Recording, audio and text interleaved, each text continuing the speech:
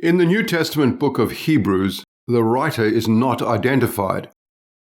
So, whatever anyone may say, the answer to the question of who wrote the book of Hebrews has to be treated as speculation. Those who say that it's a particular writer need to give reasons. I believe that the book was written by the Apostle Paul. At the end of this video are my reasons. They aren't the usual reasons for identifying Paul as the writer of Hebrews. Among scholars today, the book is most often attributed to author unknown. Ideas have been put forward that Hebrews was written by Barnabas, or Clement, or Luke, or Apollos, or others, but there's really no evidence to support those claims. The oldest theory as to the writer has been the Apostle Paul, and this is because of two clues in the writing. Number one, Timothy is mentioned at the end of the book of Hebrews. Paul was very close to Timothy. Paul called Timothy my true son in the faith. Timothy is the only disciple of that time who is mentioned by name in the book of Hebrews. That says something. And the writer of Hebrews wrote that he hoped Timothy would be with him on his next visit. That makes it seem that the writer was Paul. Second clue. Hebrews was obviously written by a Jewish believer in Jesus, someone who was knowledgeable about the Hebrew scriptures and practices. That describes Paul. Paul described himself, before conversion, as a Hebrew of Hebrews, a Pharisee. Paul had been instructed under the Rabbi Gamaliel. Gamaliel was a leader who is esteemed by Jews to this day. So, when the writer of Hebrews goes into detail about the role of the high priest and the story of Melchizedek and the scriptures that foretold a new covenant and the tabernacle furnishings and the heroes of faith of old and the sacrificial system, and he quotes extensively from the Hebrew Bible, it sounds like Paul. Paul, more than anyone else of the time, fits the qualifications to be recognized as the writer of the book of Hebrews, but he didn't identify himself as the writer. That's mysterious, because in all his other writings, Paul identifies himself, but in this book he doesn't. It seems like it was Paul, but people aren't sure. But I am sure. What we can say for a certainty is that the book of Hebrews was addressed primarily to Jewish believers in Jesus. And that's relevant, not just for the times of the writing of the New Testament, but for the future, because the Bible has a promise for the remnant of Jews at the end of the age. All Israel will be saved. And how will Israel be saved?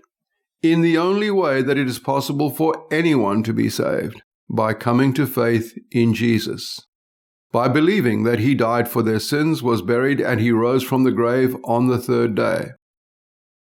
And how will this truth be confirmed to them? Through the Bible, through the New Testament scriptures, the testimony of their own people, Jews, who had been with Jesus and who witnessed his life and his sacrifice and his resurrection. Jews, in faith in Jesus, will come to accept the Bible that we know and love. The Bible, comprising 66 books, Old and New Testaments. Of course, Jewish rabbis already accept what we call the Old Testament. They don't call it the Old Testament, they call it the Tanach. That's from 3 Hebrew letters, Tav, Nun, Kaf, for Torah, Nevi'im, and Ketuvim, which means law, prophets, writings. The law, the prophets, and the holy writings. Jews divide their scriptures into these 3 groups. The first 5 books, Genesis to Deuteronomy, we say, are the law of Moses. The next 21 books, in a different order to our Bibles, are the prophets. And the remaining books, also in a different order to us, are the writings. Jews wrote the books of the New Testament. They wrote in Greek because that was the most widely spoken language in the world at that time.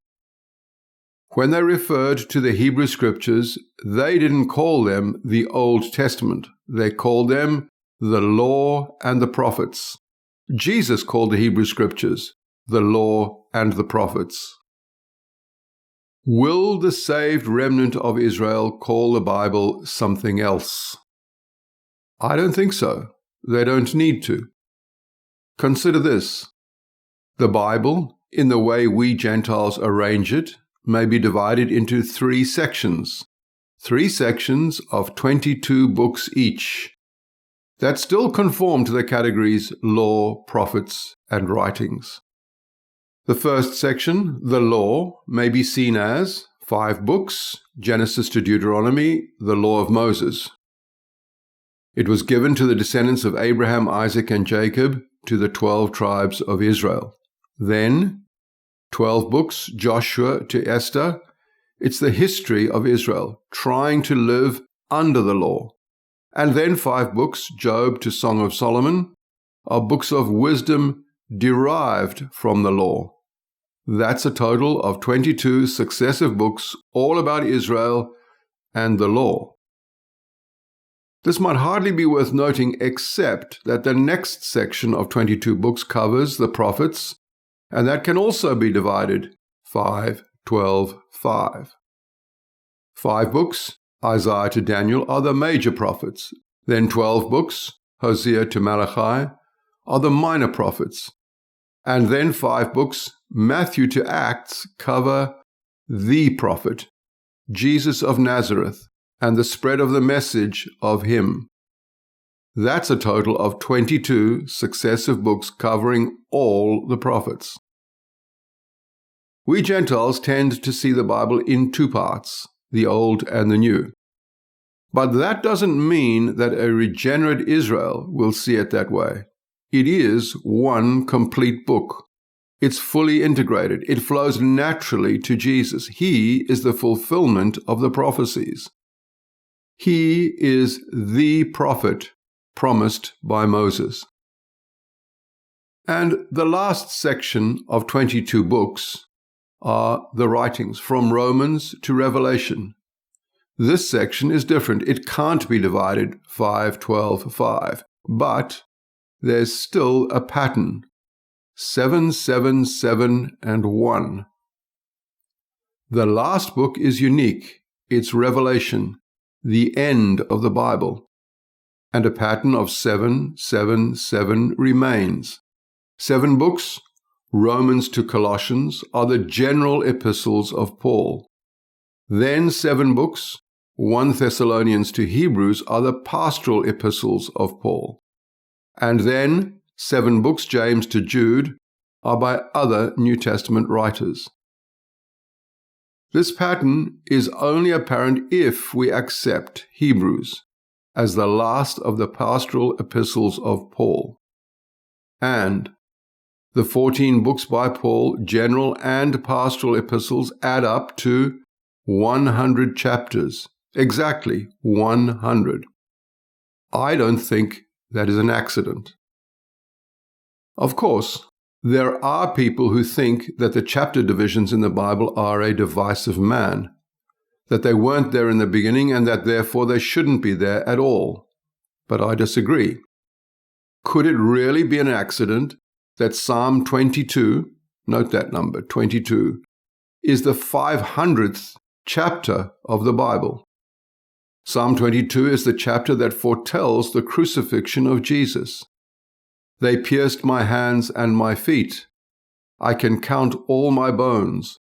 They cast lots for my clothing. And the 1000th chapter of the Bible is John 3, where Jesus says, "You must be born again." These are such important chapters that it surely can't be by chance that they are the 500th and 1000th chapters of the Bible. And that's the way we order the Bible, and that's what the saved remnant of Israel will come to see. And it tells me that 100 chapters, including the book of Hebrews, were written by the Apostle Paul. Now see this. The 7 general epistles of Paul, Romans to Colossians, have exactly 26,244 Greek words in the original text, and 26,244 is 3 times 3 times 3 times 3 times 3 times 3 times 3 times 12.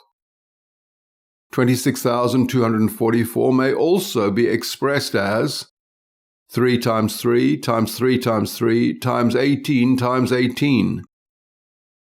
Those results look to me like they are there by design. The Bible says 3 testify, and the testimony is of Jesus. 12 points to the tribes of Israel, and 18 is the numeric value of the Hebrew word chai, meaning life. Life for 2 groups, Jews and Gentiles. And finally, and only if we accept that the book of Hebrews was written by Paul, all 14 of his letters have exactly 37,312 Greek words in the original text, and 37,312 is 8 times 88 times 53. And that, to me, is a convincing pattern of numbers to confirm the Apostle Paul as the writer of Hebrews, because 88 and 8 suggest Jesus, 888 being the numeric value of his name in the original Greek text, while 53 points to Isaiah 53, which is prophetic of Jesus, and the 53rd chapter of the Bible, which is Exodus 3, where we are introduced to the Lord in the statements, I am. There is an underlying mathematical structure in the original text of the Bible, and it is there for a reason.